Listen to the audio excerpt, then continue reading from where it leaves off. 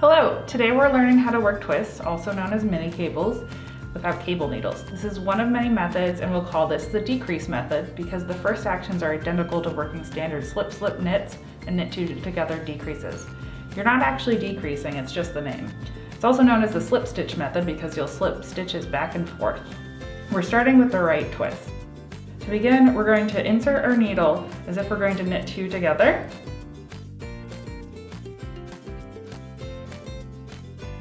But instead of knitting, we're just going to pop those off onto the right hand needle.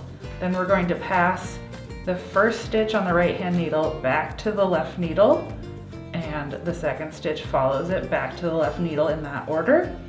So we've created the twist before we've actually knit anything on our left needle, and then we'll just knit these two individually.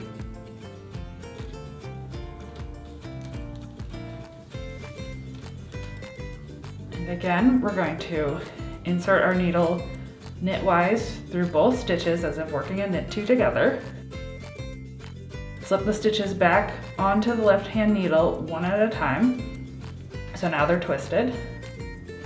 And then we are just going to knit one, knit two, and there's the twist.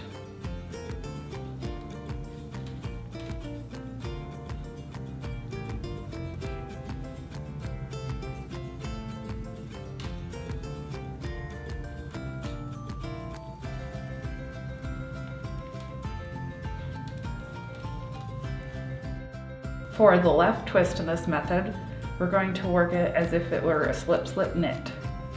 So we're going to slip one, slip two, pass both of these together back to the left hand needle and knit them one at a time.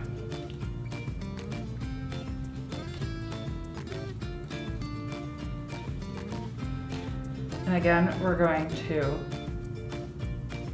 slip one by inserting our right hand needle knitwise into the first stitch, slip the second in the same manner, and then slip them back together, and knit one, and knit the other. There's our twist.